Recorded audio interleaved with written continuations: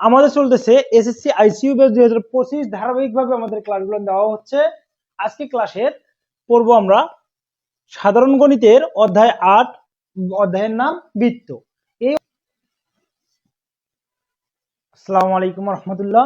কি অবস্থা শিক্ষার্থী ভাই ও বোন? সুমন শিক্ষা পরিবারের পক্ষ থেকে আমি তোমাদের সুমন ভাইয়া সকলকে জানাচ্ছি আন্তরিক শুভেচ্ছা ও স্বাগতম। আজকে আমরা পড়ব সাধারণ গণিতের তার আগে একটি কথা, অধ্যায়ে আমরা দেখেছি যে এই অধ্যায়টিতে 8.1 থেকে 8.5 পর্যন্ত আছে, 5টা ভাগ আছে। তো 5টা ভাগের মধ্যে আমরা 8.1 থেকে 8.4 পর্যন্ত দেখতেছি উপপাদ্য এবং 8.5 দেখতেছি আমরা কি সম্পাদ্য। তে আমরা 8.1 থেকে 8.4 পর্যন্ত আমরা উপপাদ্য পড়বো এবং এগুলো কমনলি যেগুলো উদাহরণের মধ্যে যে উপপাদ্যগুলো আছে এগুলো কমনলি খুব তাড়াতাড়ি দেখা যায় যে পরীক্ষায় দিয়ে থাকে, তুলে দিয়ে থাকে, এমনি ডিরেক্ট তুলে দিয়ে থাকে যে এই উপপাদ্যগুলো। ঠিক আছে, তাহলে আমরা আরেকটি কথা আমরা এখানে দেখো, আজকের টপিকের মধ্যে আমরা লিখেছি অধ্যায়ের বেসিক আলোচনা প্লাস উপপাদ্য 17। উপপাদ্য 17 তার মানে অধ্যায়ের বেসিক একটা আলোচনা আছে, এই আলোচনা আমরা আগে করব, তার মাধ্যমে আমরা আর এই যে উপপাদ্য আমাদের মুখস্থ করা লাগে, আমরা যারা এই বিষয়ে ভুক্তভোগী যে উপপাদ্য বুঝি না স্যার, উপপাদ্য আমাদেরকে মুখস্থ করা লাগে, সুতরাং তাদের জন্য আমি বলতেছি যে উপপাদ্য আমাদেরকে মুখস্থ করা লাগবে না, যদি আমরা একটু বোঝার চেষ্টা করি। তাহলে দেখো কিভাবে আমরা বোঝার চেষ্টা করব। আমি আজকে ক্লাসে চলে গেলাম, তোমরা একটু আমার সাথে জয়েন থাকো, ঠিক আছে? দেখো, আর কে কেমন আছো একটু জানাই দিও আমাদের আমাদের কমেন্ট বক্সে একটু জানাই দিও, আর তোমাদের রিভিউ গুলো জানাই দিও, ক্লাস কেমন হচ্ছে, কোন জায়গায় প্রবলেম, তোমাদের কোন বিষয়ে ক্লাস নিতে হবে, তাহলে তোমাদের চাহিদা মতো আমরা আবার রুটিন তৈরি করতে পারি, তাই না? তাহলে এইগুলোর কাজ তোমাদের করতে হবে। তাহলে দেখো, তোমাদের জায়গা থেকে তোমাদের কাজগুলো কমপ্লিট করো তোমরা, আমরা আমাদের জায়গা থেকে আমাদের কাজগুলো কমপ্লিট করব। তাহলে আজকে আমাদের সাধারণ জ্ঞানের এসএসসি আইসিইউ 2025 সুমন শিক্ষা পরিবারের পক্ষ থেকে যে সার্ভিস দেওয়া হচ্ছে তোমাদেরকে ফ্রিতে, তারই ধারাবাহিকতায় আজকের ক্লাস। এখন কথা হচ্ছে উপপাদ্য আমরা যখন বুঝবো তখন উপপাদ্য বোঝার ক্ষেত্রে আমাদের কিছু কিছু টার্ম জানা লাগবে। যেমন সর্বসমতা একটা টার্ম। কি সমতা? দেখো, একটা হচ্ছে সর্বসমতা, সর্বসমতা। এই যে সর্বসমতা কথাটির মানে কি? সর্বসমতা কথাটির মানে হচ্ছে একটার মতো আরেকটা অবিকল দেখতে একই রকম, বুঝছো? মানে একটার মতো আরেকটা, মানে আমি তোমাদের সুমন ভাই, এমন আরো একজন সুমন ভাই আছে যার চেহারা আমার সাথে মিল আছে, তারও দুইটা হাত আছে, আমারও দুইটা হাত আছে, তার দুইটা পা আছে, আমারও দুইটা পা আছে, তার ফেস আমার ফেস প্রায় একই রকম।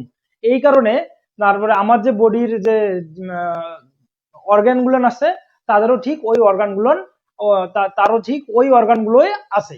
তাহলে এই ক্ষেত্রে আমরা দেখতে পাই যে আমার সাথে তাকে সর্বসমতা বা তুলনা করা যাচ্ছে। এই সর্বসমতা আমাদের প্রকাশ পায় ত্রিভুজের মধ্যে, যেটা আমরা দেখি যে 1 নম্বরে আমরা দেখি এটা হচ্ছে বাহু বাহু বাহু উপপাদ্য, বাহু বাহু বাহু উপপাদ্য। তো এখন তোমাদের মনে প্রশ্ন যে বাহু বাহু বাহু এসব আবার কি কথা, এগুলো তো আমরা জানি না। সেই কারণে তোমরা যেহেতু জানো না বাহু বাহু বাহু কি, তাই তোমরা সম্পাদ্য মুখস্থ করার ট্রাই করো এবং এই ক্ষেত্রে ব্যর্থ হয়ে মুখ থুবড়ে পড়ে যাও। সুতরাং আজকে আমরা বুঝবো যে বাহু বাহু বাহু দ্বারা কি বোঝাচ্ছে, তারপরে 2 নম্বরে আমাদের বাহু কোণ বাহু দ্বারা কি বোঝাচ্ছে। ঠিক আছে, বাহু কোণ বাহু দ্বারা কি বোঝাচ্ছে এবং উপপাদ্য, এবং 3 নম্বরে আমরা আবার জানবো যে কোণ কোণ কোণ বাহু কোণ উপপাদ্য, কোণ বাহু কোণ উপপাদ্য। এবং তারপরে আমাদের আরেকটি জানতে হবে, সেটা হলো সমকোণী ত্রিভুজের সমকোণী ত্রিভুজের ত্রিভুজের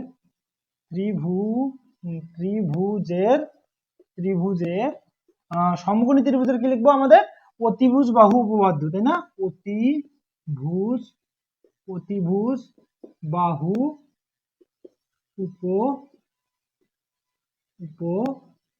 উপপাদ্য।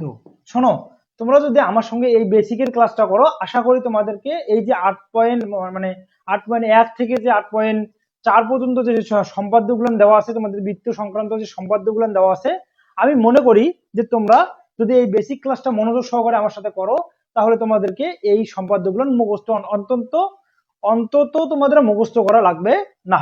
এই বিষয়ে আমি তোমাদের গ্যারান্টি দিতে পারবো। কারণ আমরা বুঝে বুঝে পড়লে এগুলো পড়তে পারি। শোনো, একটা ত্রিভুজের সাধারণত আমরা তিনটা কোণ বা তিনটা বাহু দেখতে পাই। কয়টা কোণ? তিনটা কোণ। এই যে একটা কোণ, দুইটা কোণ এবং তিনটা কোণ, এবং একটা বাহু, দুইটা বাহু এবং তিনটা বাহু দেখতে পাই। এই কারণেই আমাদের দেখো এই যে তিন ভাবে, তিনটা জিনিসকে আমরা সর্বোচ্চ তিন ভাবে প্রকাশ করতে পারি। দেখো, প্রথমটা হচ্ছে বাহু বাহু বাহু উপপাদ্য, অর্থাৎ একটা ত্রিভুজের বাহু এইরকম। তাহলে আমি যদি আরেকটা ত্রিভুজ নেই ঠিক এমন ভাবে, দেখো এমন ভাবে একটা ত্রিভুজ নেই, এই যে এমন ভাবে, দেখো কোনো কিছুই নাই, এই ত্রিভুজ আর এই ত্রিভুজ মনে করলাম এই বাহু সমান এই বাহু, এই বাহু সমান কত হবে এই বাহু, এবং এই বাহু সমান আমরা কত পাইলাম এই বাহু। কথা বুঝছো? যে ওটা উল্টায় দিক আর পাল্টায় দিক। আমাদের এই বাহুর মান যদি 2 মিটার হয়, এরও মান 2 মিটার, এই বাহুর মান 3 মিটার হলে এরও মান 3 সেন্টিমিটার বা মিটার, এবং এর মান যদি 4 সেন্টিমিটার হয় তাহলে এর মান 4 সেন্টিমিটার। যদি এমনটা হয় দুইটা ত্রিভুজের মধ্যে তিনটা বাহুই একটা একটা ত্রিভুজের তিনটা বাহুর মান অন্য একটা ত্রিভুজের তিনটা বাহুর মানের সাথে মিলে গেছে, তাহলে আমরা বলবো এই যে এই ত্রিভুজটার নাম যদি আমি এ বি সি, এবং এই ত্রিভুজের নাম যদি দিই আমরা ডি ই এফ, তাহলে আমরা এখানে লিখতে পারবো কি লিখতে পারবো, অতএব ত্রিভুজ A B C is equal ত্রিভুজ কি ডি ই এফ। ঠিক আছে? এই যে ইকুয়াল না, এটা হচ্ছে সর্বসম। দেখো ইকুয়াল মানে অবিকল ওইটা, আর সর্বসমতা মানে ওর মতো দেখতে আরেকটা, মানে ক্লোন। তোমরা ক্লোন বোঝো? মনে করো যে যাই হোক, ক্লোন বোঝার দরকার নেই আমাদের, এত কম বয়সে ক্লোন বুঝবো না আমরা। তাহলে আমরা সর্বসমতা তো বুঝছি নাকি? যদি সর্বসমতা বুঝে থাকি তাহলে আমাদের সর্বসমতা দ্বারা এইটা বোঝায়। তাহলে 1 নম্বর আমরা বুঝলাম। কয় নম্বর বুঝলাম আমরা? 1 নম্বর বুঝলাম। আমরা 1 নম্বরটা বুঝলাম। দেন আমরা 2 নম্বর চলে আসবো, বাহু কোণ বাহু উপপাদ্য। এখন দেখো, এখন তোমরা বুঝতে পারতেছো এটা কি হওয়ার কথা। যেমন বাহু আছে দুইটা বাহু, মানে এই বাহু এই বাহু, এই বাহু আর এই বাহু মিলে গেছে, এবং আমরা মনে করলাম যে তাদের মধ্যবর্তী একটা কোণ, মনে করলাম এই কোণটা মিলে গেছে, মানে দুইটা বাহু সাথে আরেকটা কোণ মিলে গেলেও আমরা মনে করব যে ওই ত্রিভুজ দুটো পরস্পরের সর্বসম ত্রিভুজ। ঠিক একই ভাবে কোণ বাহু কোণ উপপাদ্য ওই একই কথা, মানে দুইটা কোণ মিলে গেছে একটা বাহু মিলে গেছে, তার মানে ওই তিনটা জিনিস মিলে গেলেই আমরা বুঝবো কি, তিনটা জিনিস মিলে গেলেই আমরা বুঝবো যে দুইটা একটা ত্রিভুজের দুটো ত্রিভুজ পরস্পরের সর্বসম ত্রিভুজ। ঠিক আছে? তাহলে এই যে 4 নাম্বার তাহলে কি বলছে বলো তো দেখি, 4 নাম্বারটা কি বলছে? সমকোণী ত্রিভুজের অতিভুজ বাহু উপপাদ্য, অর্থাৎ সমকোণী ত্রিভুজের মধ্যে আমরা দেখি যদি এটা একটা সমকোণী ত্রিভুজ হয় তাহলে এই রকম করলে এইটা আমরা সমকোণ পাই, এটা সমকোণ পাই, এবং এই বাহুটাকে বলা হয় সমকোণের বিপরীত বাহুকে বলা হয় অতিভুজ। অতিভুজ অতিভুজ ঠিক আছে? আর অতিভুজ আর কি বলছে, বাহু উপপাদ্য। আর এই যে দুইটা বাহু আছে, এটা মনে করছে 1 নম্বর বাহু, এটা 3 নম্বর দিলাম আমরা অতিভুজ। 1 নম্বর 2 নম্বর এবং 3 নম্বর বাহুটার নাম অতিভুজ, আর দুইটা বাহু আছে। এই যে দেখো, সমকোণী ত্রিভুজ মানে কি, দুইটা ত্রিভুজেই সমকোণী, মানে একটা কোণ আছে সমকোণ, তার মানে আমাদের আর দুইটা হলে হয়, একটা হচ্ছে অতিভুজ আর একটা হচ্ছে যে কোনো একটা বাহু। তার মানে আমরা অতিভুজ এইটা নিলাম আর যে কোনো বাহু এইটা অথবা এইটা নিলাম। তাহলে মনে করো যে এইরকম যদি আরেকটা কিছুই না, শুধু এই পাশে দেখো এইরকম। ঠিক আছে? এই যে দুইটা সমকোণী ত্রিভুজ, এই সমকোণী ত্রিভুজ মানেই আমরা কি বুঝতেছি, সমকোণী ত্রিভুজ মানেই আমরা বুঝতেছি যে দুইটা কোণ, মানে ত্রিভুজের অন্তত একটা করে কোণ সমকোণ আছে, তার মানে আমরা একটা করে কোণ পেয়ে যাচ্ছি, একটা কোণের মান।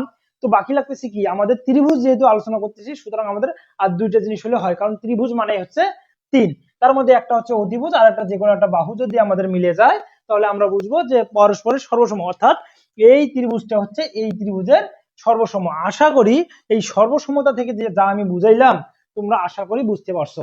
ঠিক আছে? এখন শোনো, এই যে আমি বলছি না যে এই যে অধ্যায়ের বেসিক আলোচনা করব, বেসিক আলোচনার মধ্যে এটা সবচেয়ে গুরুত্বপূর্ণ একটা আলোচনা। ঠিক আছে?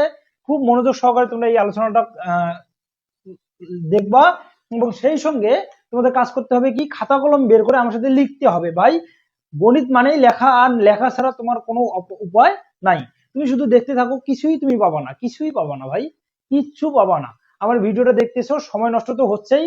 যদি সময়কে নষ্ট মনে করো না, যদি তুমি সময়কে কাজে লাগাইতে চাও তাহলে একটা খাতা কলম বের করে, যারা এসএসসি ব্যাচ আসো তারা, অথবা যারা 9 10-এ আসো বা এসএসসি ব্যাচ আসো, সুন্দরভাবে খাতাটা বের করে তোমরা তোমাদের লেখাটা লিখে নাও, তাহলে এই ভিডিওটা দেখে তোমার উপকার হবে। আর যদি তোমার প্রয়োজন না হয় যে ভাই না আপনার ভিডিও আমার ভালো লাগে না, আপনার ভিডিও আমি দেখবো না, আপনি ফ্রিতে দেন আর টাকা নিয়ে দেন, আমি আপনার ভিডিও দেখবো না, তাহলে কোনো সমস্যা নাই, তুমি ভিডিওটা স্ক্রল করে অন্য একটা ভিডিও যাইতে পারো, ঠিক আছে। তবে আমার একটা তোমাদের কাছে অনুরোধ থাকবে, সেটা হচ্ছে তোমরা যদি ভিডিওটা দেখো এবং টাইমটা যদি এখানে দাও, তাহলে অবশ্যই তোমরা এই শ্রেণীতে যারা আসো তারা অবশ্যই খাতা কলম বের করে ভিডিওটা দেখবা। আর যদি কারো মনে হয় যে না ভিডিওটা শেয়ার দেওয়া উচিত, আমার একজন ভাই আছে বা আমার একটা ছোট ভাই আছে, আমার একটা ছোট ভাতিজা আছে গ্রামের, আমি ভিডিওটা শেয়ার দেই, তাহলে তাদের কাছে পৌঁছাবে, তারাও এই ভিডিও দেখে উপকার পাবে, তাহলে আপনারা এই কাজটা করতে পারেন। যারা আমার বয়োজ্যেষ্ঠ আছেন অথবা বয়সে একদম ছোট আছেন, তাদের হাতে ফোন থাকলে এবং এই ভিডিওটা যদি আপনারা দেখে থাকেন, তাহলে এই কাজটা আপনারা করতে পারেন। তাছাড়া আপনারা এই ভিডিও দেখে সময় নষ্ট করার কোনো সময় দরকার নাই, আপনারা তার চেয়ে অন্য একটা ক্রিয়েটিভ কাজ করেন, যার মাধ্যমে আপনাদের লাইফ সুন্দর হবে, আপনাদের সময় সুন্দর অতিবাহিত হবে, এই কাজটা আপনারা করতে পারেন। ঠিক আছে, আমরা আবার পড়ায় চলে যাই।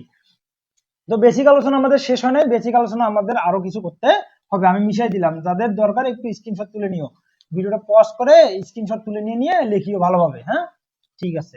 তাহলে দেখো, তাহলে আমরা কোথায় আসলাম, তাহলে আসলাম আমরা এখনো বেসিকে আছি। তো বেসিকের মধ্যে আমি যখন এই ইয়েটা পড়াবো তখন আমি খেয়াল রাখলাম যে আমাদের কিছু কিছু জিনিস এখানে লাগতেছে। কি লাগতেছে, যেমন যেহেতু আমরা বৃত্ত সম্পর্কে আলোচনা করতেছি, কি সম্পর্কে, বৃত্ত সম্পর্কে আলোচনা করতেছি, তার মানে বৃত্ত সম্পর্কে কিছু একটা ধারণা আমাদের থাকতে হবে। এখন শোনো, বৃত্তের দেখো, একটা আমি বৃত্ত অঙ্কন করছি, বৃত্তের ও কেন্দ্র বিশিষ্ট একটা বৃত্ত অঙ্কন করছি, যেটার ব্যাসার্ধ আর, কোন আর, ও থেকে এই যে এ পর্যন্ত, ও থেকে এ পর্যন্ত জায়গাটা হচ্ছে আর, এই আর কে ব্যাসার্ধ বলা হয়। তাহলে ব্যাসার্ধকে কি দ্বারা প্রকাশ করা হয়, ব্যাসার্ধকে আর দ্বারা প্রকাশ করা হয়। এখন শোনো, বৃত্তের মধ্যে যখন বৃত্ত সম্পর্কে আলোচনা করব, আমাদের যদি ব্যাসার্ধ পেয়ে যাই তাহলে বৃত্তের ক্ষেত্রফল আমরা পাই, এবং ব্যাসার্ধ পাইলে আমরা বৃত্তের পরিধির সূত্রটাও পাই। কারণ কি, দেখো তো, বৃত্তের ক্ষেত্রফলের সূত্র কি, ক্ষেত্রফল, বৃত্তের ক্ষেত্রফল, হ্যাঁ বৃত্ত লিখলাম না, শুধু ক্ষেত্রফল লিখলাম, ক্ষেত্রফল is equal pi r square, ঠিক আছে।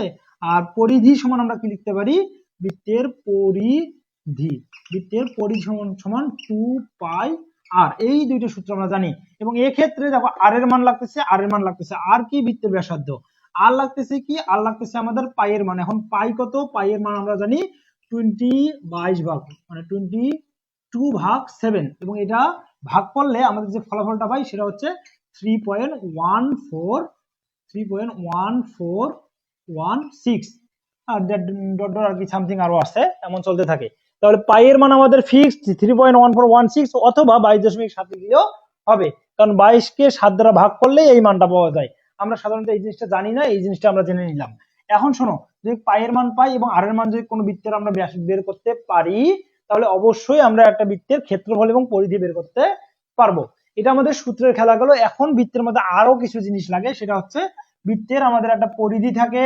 দেখো, বৃত্তের মধ্যে থাকে কি কি, আমাদের বৃত্তের একটা কেন্দ্র থাকে, কেন্দ্র ছাড়া তো বৃত্ত হবে না, কেন্দ্র থাকে, তারপরে দেখো কেন্দ্র, তাই না, তারপরে বৃত্তের আর কি থাকে, বৃত্তের থাকে একটা ব্যাস, ব্যাস, তারপরে বৃত্তের থাকে একটা জ্যা, জ্যা, তারপরে বৃত্তের থাকে একটা, বৃত্তের আর কি থাকে, বৃত্তের আরো থাকে আমাদের, বৃত্তের ব্যাস থেকে জ্যা থাকে, ব্যাসার্ধ থাকে, ব্যাসার্ধ থাকে, আরো কি থাকে, আরো থাকে আমাদের বৃত্তের পরিধি থাকে, কি থাকে, পরিধি থাকে। এখন শোনো, এই যে পাঁচটা ট্রাম, বৃত্তের মধ্যে একটা কেন্দ্র থাকবেই, বৃত্তের একটা ব্যাস থাকে, বৃত্তের একটা ব্যাসার্ধ থাকে, বৃত্তের একটা জ্যা থাকে, বৃত্তের পরিধিও থাকে।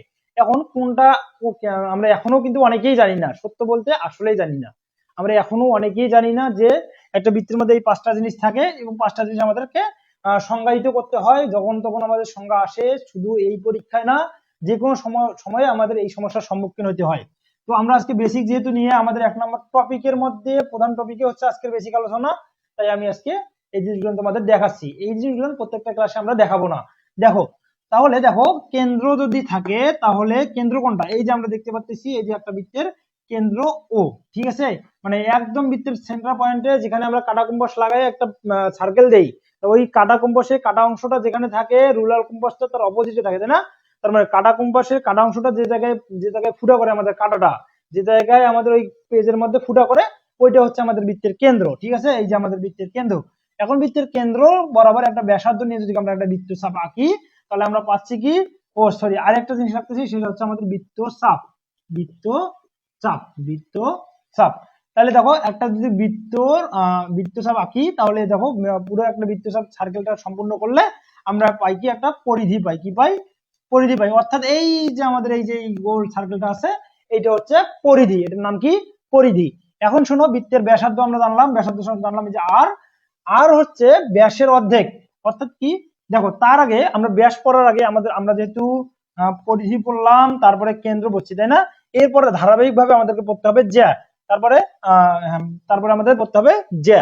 এখন জ্যা কি? বৃত্তের চাপের মধ্যে বৃত্তের বৃত্তের পরিধির যে কোনো দুইটি বিন্দুর সংযোগ সরলরেখা বৃত্তের মধ্যে যে অংশ দখল করে বা যে সরলরেখা উৎপন্ন হয় তাকে বৃত্তের জ্যা বলা হয়। ঠিক আছে? দেখো, বৃত্তের এই যে এই অংশটা আর এই অংশটা, ঠিক আছে, বৃত্তের পরিধির উপরে যে কোনো দুইটি বিন্দুর সংযোগ সরলরেখা, দুইটি বিন্দুর সংযোগ সরলরেখা ধরলাম। এটা হচ্ছে এ দিছি, যেহেতু এখানে আমি বি দেই, এখানে সি দেই। তাহলে শোনো, বৃত্তের পরিধির যে কোনো দুইটি বিন্দুর সংযোগ সরলরেখাকেই বলা হয় কি? বলা হয় কি? জ্যা বলা হয়। কি বলা হয়? জ্যা বলা হয়। অর্থাৎ এই যে বিসি কে আমরা কি বলতে পারবো? বিসি হচ্ছে জ্যা, বৃত্তের জ্যা। ঠিক আছে? দেখো ভালো করে, বিসি হচ্ছে বৃত্তের জ্যা, এবং কোন জ্যা বৃত্তের মধ্যে যে চাপ উৎপন্ন করে, বৃত্তের পরিধির যে অংশ দখল করে বা পরিধির যে অংশ কভার করে, তাকে বলা হয় কি? বৃত্তচাপ। তার মানে এই যে বিসি, এই যে এই অংশটা, দেখো এই যে বিসি, হ্যাঁ, এই যে এই অংশটা হচ্ছে কি হবে? যেমন আমাদের এই যে সরলরেখাটা হচ্ছে জ্যা, আর এই সরলরেখার যে চাপটাকে ধরে রাখছে, এই চাপটাকে আমরা বলবো কি? বৃত্তচাপ। কি বলবো? বৃত্তচাপ। ঠিক আছে? বৃত্তচাপ আমরা বুঝলাম, বিসি এই যে এই অংশটা বৃত্তচাপ। তাহলে আমরা বৃত্তচাপও পড়ে ফেললাম। এখন কথা হচ্ছে যে জ্যা পড়ছি, এখন জ্যা থেকে আসে ব্যাস। বৃত্তের যে জ্যা বৃত্তের যে জ্যা বৃত্তের যে জ্যা কি করে বলতো? কেন্দ্রগামী জ্যা। বৃত্তের যে জ্যা কেন্দ্র দিয়ে গমন করে। মনে করো যে এই যে এই জ্যাটা কি, দেখো তো, কেন্দ্র দিয়ে গমন করে না? এই যে বৃত্তের যে কোনো পরিধির যে কোনো দুইটি বিন্দু সংযোগ সরলরেখাকে কি বলা হয়? জ্যা বলা হয়। এবং যে জ্যা কেন্দ্র দিয়ে গমন করে তাকে বলা হয় ব্যাস। তাকে কি বলা হয়? ব্যাস। তার মানে এইটা যেমন ব্যাস হইতে পারে, আমি যদি এদিক থেকে একটা নেই, তাও এইটাও আমাদের ব্যাস হইতে পারে। ঠিক আছে? এই যে দেখো, এটা আমাদের ব্যাস হইতে পারে, কারণ এই যে এখানে যদি আমি দেই ই, আর এখানে যদি এফ দেই, তাহলে এই যে ই এফ, কারণ কি বলতো? পরিধির মধ্যে যে কোনো দুইটি বিন্দুর সংযোগ সরলরেখাকে আমরা জ্যা বলি। এবং যে জ্যা বৃত্তের কেন্দ্র দিয়ে গমন করে, যে কোনো জ্যাই যদি বৃত্তের কেন্দ্র দিয়ে গমন করে, যেমন এদিক থেকে এটা হইতে পারে, তাই না? কেন্দ্র দিয়ে গমন করলেই তাকে আমরা বলবো আমরা ব্যাস। আর ব্যাসের অর্ধেককে আমরা বলতে পারতেছি ব্যাসার্ধ। কোথায় গেছে? এই যে ব্যাসার্ধ, দেখছো? সবার লাস্টে পাচ্ছি আমরা ব্যাসার্ধকে আর দ্বারা প্রকাশ করে, এবং শেষ পর্যন্ত এই আর দ্বারাই আমাদের সূত্রগুলো চলে আসে। ঠিক আছে? আরেকবার আমি রিভিউ দিয়ে দিচ্ছি। দেখো, বৃত্তের প্রথমে কি পড়তে হবে? আমাদের কেন্দ্র পড়তে হবে। বৃত্তের কেন্দ্র হচ্ছে ও, কারণ কি? কাটা কম্পাসের যে জায়গাটাকে আমরা বসাচ্ছি, ওইটা হচ্ছে কাটা কম্পাসে না, রুলার কম্পাসের কাটা অংশটা যে জায়গায় বসায় আমরা একটা বৃত্তচাপ আঁকতেছি, সেই অংশটাই হচ্ছে বৃত্তের কেন্দ্র। দেন বৃত্তের কেন্দ্র পরে আমাদের সর্বপ্রথম যেটা খুঁজতে হবে সেটা হচ্ছে বৃত্তের পরিধি। বৃত্তের পরিধি কি? বৃত্তের পরিধি এই জায়গায় আছে। বৃত্তের পরিধি হচ্ছে ওই যে কাটা কম্পাসের কাটা অংশটা বসার পরে নির্দিষ্ট একটা ব্যাসার্ধ নেওয়ার পরে যে আমরা বৃত্ত চাপটা, পুরো বৃত্তটা একটা সার্কেলটা অঙ্কন করলাম, ওই যে ওই বৃত্তের সার্কেলটা হচ্ছে আমাদের কি? পরিধি। আশা করি বুঝতে পারছি। এবং পরিধি পড়ার পরে পরিধির যে কোনো দুইটি বিন্দু, দেখো পরিধির যে কোনো দুইটি বিন্দু বৃত্তের মধ্যে যে পরিধির যে কোনো দুইটি বিন্দু যে সরলরেখা উৎপন্ন করে, সংযোগ সরলরেখা যে রেখাটি উৎপন্ন করে, সেই রেখাটি হচ্ছে আমাদের জ্যা। এবং এই জ্যায়ে যে জ্যাটা আমাদের কেন্দ্র দিয়ে গমন করে, সেই জ্যাটা হচ্ছে ব্যাস। এখন বৃত্তের জ্যা ব্যাস বুঝলাম। এখন ব্যাসের অর্ধেককে আমরা ব্যাসার্ধ বলতেছি। দেখো, এটা যদি ব্যাস হয় তাহলে ব্যাসের অর্ধেককে আমরা ব্যাসার্ধ বলতেছি। আর ব্যাসার্ধ যদি আমরা জানি তাহলে কি? আর বৃত্ত চাপ একটা আছে, ওই যে বৃত্তের জ্যা বৃত্তের পরিধির যে অংশ দখল করে তাকে আমরা বৃত্তের জ্যা বলি, বৃত্তের চাপ বলি।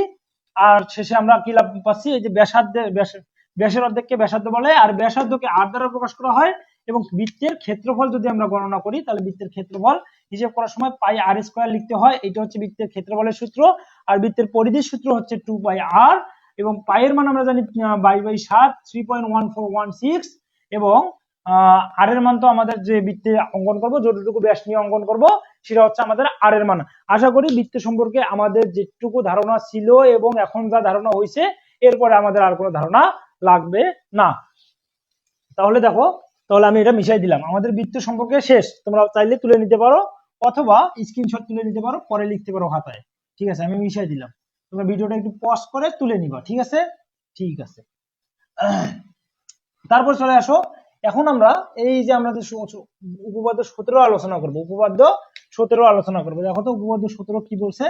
উপপাদ্য 17 মধ্যে বলছে যে বৃত্তের কেন্দ্র ও ব্যাস ভিন্ন যে কোনো জ্যায়ের মধ্যবিন্দু সংযোগ রেখাংশ ওই জ্যায়ের উপর লম্ব। বৃত্তের বৃত্তের দেখা যায় কি বৃত্তের বৃত্তের বৃত্তের কি বলছে, বৃত্তের কেন্দ্র ও ব্যাস ভিন্ন, বৃত্তের কেন্দ্র ও ব্যাস ভিন্ন, ব্যাস ভিন্ন যে কোনো যে কোনো জ্যা যে কোনো জ্যা এর মধ্যবিন্দু কি বলছে, মধ্যবিন্দুর সংযোগ সরলরেখা সংযোগ। আমার সাথে তুলে নাও কোশ্চেনটা, তাহলে একবার তুলে নিলে আমরা তুললে জিনিসটা বুঝতে পারি, বুঝছো, তুললে বুঝতে পারি। তাহলে দেখো বৃত্তের কেন্দ্র ও ব্যাস ভিন্ন যে কোনো জ্যা বৃত্তের এর মধ্যবিন্দু, যে কোনো জ্যা এর মধ্যবিন্দু সংযোগ রেখাংশ, সংযোগ মধ্যবিন্দু যে সংযোগ রেখাংশ রেখাংশ রেখাংশ কি বলছে, বৃত্তের কেন্দ্র ও ব্যাস ভিন্ন। দেখো এই যে দেখো বৃত্তের কেন্দ্র ও ব্যাস ভিন্ন যে কোনো জ্যা এর মধ্যবিন্দু সংযোগ রেখাংশ, বৃত্তের রেখাংশ ওই জ্যা এর উপর লম্ব, ওই ওই জ্যা জ্যা এর উপর উপর উপর লম্ব। ঠিক আছে, ওই জ্যা এর উপর লম্ব। তাহলে এটা আমাদের উপপাদ্য 7, উপপাদ্য 17, উপপাদ্য উপপাদ্য উপপাদ্য 17 কত নম্বর, 17 নম্বর উপপাদ্য। কত নম্বর উপপাদ্য, 17 নম্বর উপপাদ্য। আমাদের বইয়ে যে 17 নম্বর উপপাদ্যটা আছে, অর্থাৎ বৃত্ত সংক্রান্ত যে প্রথম উপপাদ্যটা আছে, এই উপপাদ্যটার নাম হচ্ছে কি, কত নম্বর, 17 নম্বর উপপাদ্য। এবং উপপাদ্যটাতে কি বলা হয়েছে, দেখো বৃত্তের কেন্দ্র এবং ব্যাস ভিন্ন। কেন্দ্র সম্পর্কে আমরা জানছি যে কেন্দ্র কি, তারপর ব্যাস ভিন্ন, এদিকে দেখো কেন্দ্র কি ব্যাস কি সেটাও আমরা জানছি। ব্যাস ভিন্ন মানে ব্যাস নয়, এবং যে কোনো জ্যা, অর্থাৎ কি জ্যা হবে, কারণ কি আমি কি বলছি যে একটা বৃত্ত যদি এটা বৃত্ত হয়, তাহলে বৃত্তের জ্যা পরিধির যে কোনো দুইটি অংশ সংযোগ সরলরেখাকে জ্যা বলা হয়, এবং যে জ্যা বৃত্তের কেন্দ্র দিয়ে যায় তাকে ব্যাস বলা হয়। এখানে কি বলছে, ব্যাস ভিন্ন যে কোনো জ্যা, অর্থাৎ ব্যাসটাও এক প্রকারের জ্যা, কিন্তু এখানে বলছে ব্যাস ভিন্ন, অর্থাৎ এই জ্যাটা শুধুমাত্র নেওয়া যাবে না যেটা কেন্দ্র দিয়ে গমন করছে, অথবা ওই জ্যা ছাড়া যে কোনো জ্যা আমাদের নেওয়া যাবে। যে কোনো জ্যা এর মধ্যবিন্দুর সংযোগ রেখাংশ, মনে করো যে এটা একটা বৃত্ত, ঠিক আছে, ভালো করে অঙ্কন করি। দেখো এই যে দেখো এটা একটা বৃত্ত, এটা কি, এটা আমাদের একটা বৃত্ত, এই যে এটা হচ্ছে আমাদের কেন্দ্র। তাহলে কি বলছে, বৃত্তের কেন্দ্র, এই যে বৃত্তের কেন্দ্র অঙ্কন করছি, ব্যাস ভিন্ন যে কোনো জ্যা, ব্যাস হওয়া যাবে না, তা বাদ দিয়ে আরেকটা জ্যা, এই যে এই জ্যাটা, ঠিক আছে, জ্যা এর মধ্যবিন্দু। এখন জ্যা এর মধ্যবিন্দু ধরলাম আমরা এইটা, ঠিক আছে, মধ্যবিন্দু সংযোগ রেখাংশ, মধ্যবিন্দু সংযোগ রেখাংশ কার সাথে সংযোগ রেখাংশ, এই যে বৃত্তের কেন্দ্রের সাথে। বৃত্তের কেন্দ্র ও ব্যাস ভিন্ন যে কোনো জ্যা, অর্থাৎ বৃত্তের কেন্দ্রের সাথে ব্যাস ভিন্ন যে কোনো জ্যা এর মধ্যবিন্দুর এই যে সংযোগ রেখাংশ, ঠিক আছে, সংযোগ রেখাংশ ওই জ্যা এর উপর লম্ব। কি বলছে যে এই যে লম্ব আমরা টানলাম, এই যে যে সংযোগ রেখাংশটা আমরা টানলাম, এই রেখাংশটা হচ্ছে আমাদের এই যে এই জ্যা এর উপর লম্ব, অর্থাৎ কি লম্ব। তাই শোনো, তাহলে এখানে দেখো আমরা যদি এটা প্রমাণ করতে চাই, দেখো আমরা লিখলাম যে ও কেন্দ্র বিশিষ্ট একটা বৃত্তে এবি একটা হচ্ছে কি, এবি হচ্ছে একটা ব্যাস ভিন্ন জ্যা, ব্যাস ভিন্ন জ্যা, এবং এটা হচ্ছে আমাদের এম বিন্দু। এম বিন্দু কি, এবি এর মধ্যবিন্দু হচ্ছে এম, কারণ কি এখানে কি বলছে, মধ্যবিন্দু সংযোগ রেখাংশ, জ্যা এর মধ্যবিন্দু সংযোগ রেখাংশ, মধ্যবিন্দুর কথা বলছে, তাই আমরা এম কে মধ্যবিন্দু ধরলাম। ঠিক আছে, মধ্যবিন্দু সংযোগ রেখাংশ বৃত্তের যে কোন উৎপন্ন রেখাংশ ওই জ্যা এর উপর কি হবে, লম্ব হবে, ওই জ্যা এর উপর লম্ব হবে। দেখো ওই জ্যা এর উপর লম্ব মানে ও এ, আমাদের প্রমাণ করতে হবে ও এম লম্ব, এই যে এইটাকে লম্ব সাইন বলে, এই দেখো লম্ব সাইন এইটাকে বলে, হ্যাঁ ঠিক আছে, ভুল করবা না, লম্ব ও এম লম্ব কি হবে, এ বি, এটা আমাদের প্রমাণ করতে হবে, প্রমাণ করতে করতে হবে, ঠিক আছে, প্রমাণ করতে হবে। তাহলে ও এম লম্ব এ বি আমাদেরকে এটা প্রমাণ করতে হবে, এটাই আমাদের চ্যালেঞ্জ, দেখি আমরা প্রমাণ করতে পারি কি না। দেখো তাহলে আমরা প্রথমে কি লিখতে পারি বলতো, আমরা লিখতে পারি বিশেষ নির্বাচন। এখন শোনো, বইয়ের ভাষায় একদম লিখতে হবে এমন কোনো কথা না, বিশেষ নির্বাচন। এখন শোনো, আমরা তো বেসিক পড়লাম, বেসিক পড়ার পরে আরো কিছু বেসিক এখানে লাগতেছে, সেটা হচ্ছে দেখো তো এই জায়গায় তোমাদের আমরা আমরা যেটা একটা টার্ম পাবো এর ভিতরে যাওয়ার পরে, যেটা আমরা বুঝবো না, ঠিক আছে, ওইটা আমরা আগে বুঝে নিব, তারপরে আমরা যাওয়ার চেষ্টা করবো ওই জায়গায়। তাহলে দেখো আমরা বুঝবো না কোনটা, আমরা বুঝবো না হচ্ছে কোনটা, বুঝবো না হচ্ছে যে রৈখিক যুগল কোণ, ঠিক আছে। দেখো আগে আমি রৈখিক যুগল কোণ সম্পর্কে আলোচনা করি। রৈখিক যুগল কোণ। এখন রৈখিক যুগল কোণ মানে কি? যুগল মানে দুই, মানে পরস্পর একত্রিত যুগল কোণ, রৈখিক যুগল কোণ। আর রৈখিক মানে কি? একটা যে রেখা, একটা রেখার উপর আরেকটা রেখা, ঠিক আছে, আরেকটা রেখা, এই যে রৈখিক যুগল কোণ। রৈখিক যুগল কোণ যদি কি হয়, এদিকে দেখো, রৈখিক যুগল কোণ মনে করো যে আমরা এইভাবে না নিলাম, এইভাবে নিলাম, ঠিক আছে। তার মানে কি, একটা রেখার উপরে যে একটা কোণ অঙ্কন করা হয়েছে, এই কোণটা এই যে এই রেখার এপাশে একটা কোণ, এপাশে একটা কোণ, অর্থাৎ রৈখিক যুগল কোণের যোগফল হয় 180 ডিগ্রি। কত হয়? দুই সমকোণ বা 180 ডিগ্রি হয়। কারণ একটা রেখার উপরে একটা বিন্দু দিলে 180 ডিগ্রি কোণ উৎপন্ন করে, এটা আমরা সবাই জানি, ঠিক আছে। এই কোণটার মান কত? 180 ডিগ্রি। যদি এরকম হয় তাহলে এটা 90 ডিগ্রি, এটা 90 ডিগ্রি, এটা 90, এটা 90। তাহলে এখানে যদি আমরা এইভাবে নেই তাহলে এটা 30 ধরলাম, এটা কি কত ধরতে হবে না 30 না, এটাকে ধরলাম আমি 60 ডিগ্রি। তাহলে এখানে আমাদের 120 ডিগ্রি, ঠিক আছে, 120 ডিগ্রি মানে মোটে আমাদের 120 যোগ 60 কত হতে হবে? 180 হতে হবে, ঠিক আছে। এখানে ঠিক এইরকমে 90 যোগ 90, ঠিক আছে, 90 যোগ 90 180 হইতে হবে। তার মানে রৈখিক যুগল কোণ যদি আমরা লিখি, যে কোণ দুইটা হচ্ছে রৈখিক যুগল কোণ, সে দুইটা কোণের আমাদের মান কত আসা লাগবে? 180 ডিগ্রি আসা লাগবে, বা দুই সমকোণ আসা লাগবে। এই ক্ষেত্রে আমরা বুঝতে পারলাম যে রৈখিক যুগল কোণ মানে পরস্পর দুইটা কোণ একটা রেখার এপাশে এবং ওপাশে আছে, এবং এদের যোগফল সবসময় কত হবে? 180 ডিগ্রি। এখন এই ক্ষেত্রে আরেকটা কথা হচ্ছে, যদি রৈখিক যুগল কোণটা কোণ যদি দুইটা পরস্পর সমান হয়, মানে এদিকের কোণ সমান এদিকের কোণ হয়, তখন যেহেতু আমাদের এদের যোগফল 180 ডিগ্রি, সুতরাং এরা সমান, তাই ভাগ ভাগ করে কত হবে? এই যে 90 ডিগ্রি 90 ডিগ্রি করে হবে। এই টার্মটাই আমাদের এখানে কাজে লাগবে, যে এইটাও এক সমকোণ, এটাও এক সমান কোণ। কারণ কি, এই যে এটা হচ্ছে রৈখিক, এই যে রৈখিক যুগল কোণ, ঠিক আছে। এই জিনিসটা আমাদের আসবে যখন আমরা পড়াইতে যাব। তাহলে দেখো আমরা উপপাদ্যটা শুরু করে দেই, ঠিক আছে, আমরা উপপাদ্যটা শুরু করে দেই। তাহলে উপপাদ্যতে চিত্র অঙ্কন করতে হবে আমাদের এইভাবে। একটা বৃত্ত নিলাম, যদিও এটা ডিমের মতো হচ্ছে। তো দেখো, বৃত্ত নিলাম, বৃত্ত নেওয়ার পরে এটা হচ্ছে ও কেন্দ্র বিশিষ্ট বৃত্ত। ও কেন্দ্র বিশিষ্ট বৃত্তের দেখো তো এ বি একটা ব্যাস ভিন্ন জ্যা, হ্যাঁ, ব্যাস ভিন্ন জ্যা।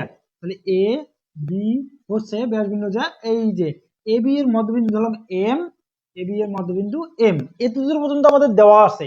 বাদ বাকিটা আমরা কি করব দেখি, বিশেষ নির্বাচন আমরা ওই কথাটাই লিখবো। কোন কথাটা লিখবো বলো তো দেখি, আমি একটু দেখে আসি ভিডিওটা চলতেছে কিনা।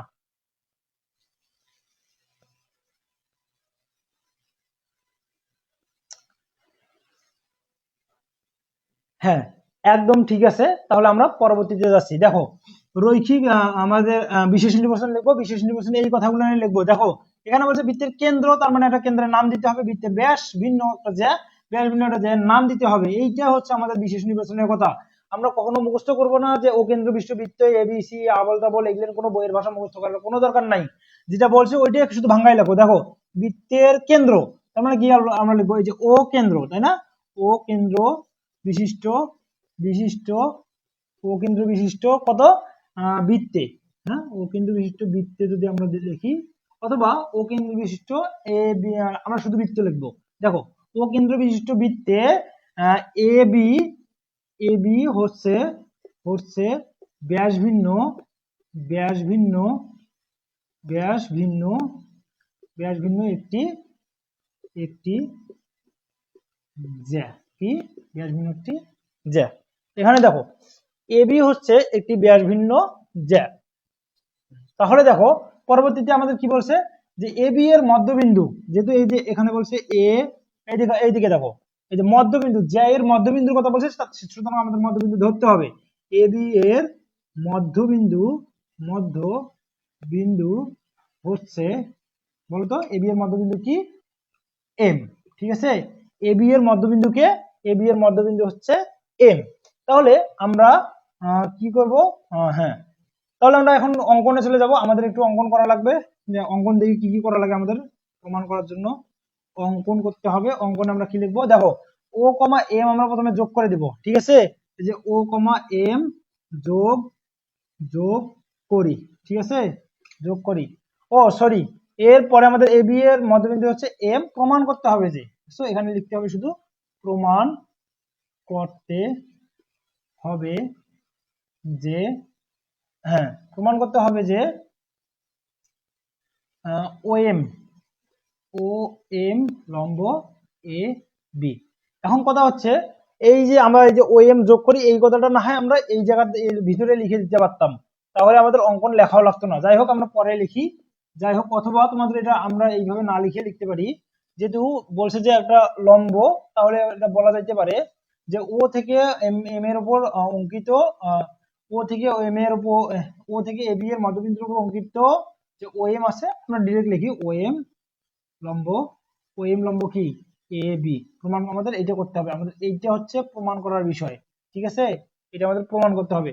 তাহলে আমরা লিখলাম কি ও কমা এম যোগ করি, এই যে ও কমা এম যোগ করছি, তারপরে কি লিখবো ও কমা এ এবং ও কমা বি যোগ করি, ঠিক আছে, ও কমা এম, ও কমা এ এবং ও কমা বি যোগ করি, ঠিক আছে। একটু লেখাগুলো খারাপ মনে হয়ে যাচ্ছে, করার কিছু নেই, দেখো যোগ করি, ঠিক আছে। এত দূর পর্যন্ত আমরা সবাই ঠিক আছি। তাহলে দেখো আমরা এখানে পাচ্ছি করে দুইটা ত্রিভুজ, এইটা একটা ত্রিভুজ আর এইটা একটা ত্রিভুজ। শোনো, যদিও আমার অঙ্কনে একটু ভুল ত্রুটি হয়েছে, কিন্তু এই ত্রিভুজ আর এই ত্রিভুজ পরস্পরের সর্বসম ত্রিভুজ হওয়া লাগবে, তাহলে না আমরা বলতে পারবো যে এই কোণটা সমান এই কোণটা। আর যেহেতু রৈখিক যুগলকোণ, তাহলে আমরা কি বলতে পারবো, দুই কোণের সমষ্টি যেহেতু সমান আসবে আমাদের, এবং প্রত্যেকটা এক সমকোণ করে আসবে, সুতরাং আমরা বলতে পারবো যে এইটার উপরে লম্ব আকারে আছে, তাই না, যেহেতু মান যদি 90 ডিগ্রি আসে, মানে কোন দুটো যদি রৈখিক যুগলকোণ হয়, এটা একটা, এবং কোন দুটোর মান যদি একই হয়, রৈখিক যুগলকোণের মান 180 ডিগ্রি, দেখো রৈখিক যুগলকোণের মান 180 ডিগ্রি, এবং এইটা যদি প্রত্যেকটা কোণ যদি সমান হয়, তাহলে 180 ডিগ্রিকে 2 দ্বারা ভাগ করার দরকার না, 2 দ্বারা ভাগ করলে কত আসবে 90 ডিগ্রি। আর 90 ডিগ্রি মানে কত, 90 ডিগ্রি মানে তো হচ্ছে লম্ব, তাই না, 90 ডিগ্রি মানে লম্ব, তার মানে আমাদের ঘুরি পিলটি যে কোনো ভাবে হোক ওই ইয়েতে নিয়ে যেতে হবে, মানে 90 ডিগ্রি নিয়ে যেতে হবে, তাহলে আমাদের প্রমাণ আসবে। এখন দেখো, এখন আমরা কি করতে পারি, প্রমাণে যেতে পারি, তাই না। তাহলে দেখো আমি প্রমাণ লিখতেছি, প্রমাণ। তো প্রমাণে কি লিখবো, অত আবল তাবল কথা সব বাদ, ডিরেক্ট লিখবো ত্রিভুজ ও এ ও এম এবং বি ও এম এর মধ্যে, ঠিক আছে, ত্রিভুজ এ ও এম। শোনো, বইয়ের ভাষায় এগুলো লিখতে হবে না, দেখো ত্রিভুজ এ ও এম যে কথা, ত্রিভুজ এম এ ও একই কথা, ত্রিভুজ ও এম এ একই কথা, কথা বুঝছো, যে কোনো একটা তোমাদের লিখলেই হবে। তাহলে আমি লিখলাম ত্রিভুজ এ ও এম ও ত্রিভুজ, তাহলে কি বি ও এম এর মধ্যে, ঠিক আছে, এর মধ্যে আমরা এখন তুলনা করব, ঠিক আছে, কি তুলনা করব, এই যে তুলনা করব এগুলো, যে যে কি আছে বলতো, এই যে ও এ ও এ ও এ এবং ও বি সমান, কারণ কি এই দেখো ও হলো বৃত্তের কেন্দ্র, কেন্দ্র থেকে এই যে পরিধি বরাবর আসছে, কেন্দ্র থেকে পরিধি বরাবর গেছে, কেন্দ্র থেকে পরিধি বরাবর কি যায়, বৃত্তের ব্যাসার্ধ যায়, বৃত্তের ব্যাসার্ধ গুলো কি হয়, সবসময় সমান হয়, ঠিক আছে।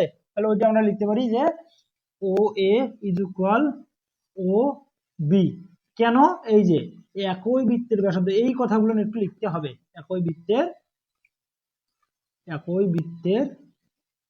ব্যাসার্ধ, ঠিক আছে, একই বৃত্তের ব্যাসার্ধ। তাহলে ও এ ইজ ইকুয়াল ও বি আমরা পাইলাম, মানে একটা বাহু পাইলাম, তারপর আর একটা কি পাওয়া লাগবে, আরো হয় দুইটা বাহু পাওয়া লাগবে, অথবা একটা বাহু আর একটা কোণ পাওয়া লাগবে। তাহলে দেখি আমরা কি পাই, তারপরে দেখো এই যে A M is equal B M, কারণ কি এই যে এমটা হচ্ছে এ বি এর মধ্যবিন্দু, তার মানে একটু সমান একটু তো হবেই মধ্যবিন্দু, যেহেতু সেহেতু আমরা লিখতে পারি যে M is equal B M, কারণ কি এম এম কি হচ্ছে এম এম এ বি এর মধ্য বিন্দু, ঠিক আছে, এম এ বি এর মধ্যবিন্দু।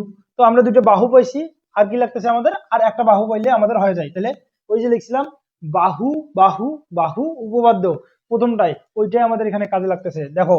তাহলে আমরা কি লিখতে পারি, O M is equal O M, কারণ কি এইটা ত্রিভুজের এইটা একটা বাহু, এই ত্রিভুজের এইটা একটা বাহু, তার মানে দুটি ত্রিভুজের একটা কমন বাহু, আর এই বাহু যেহেতু সমান, সুতরাং যেহেতু কমন বাহু তাহলে তো সমান হবেই, অতএব O M is equal O M, কেন, কারণ হলো সাধারণ বাহু, তাই না?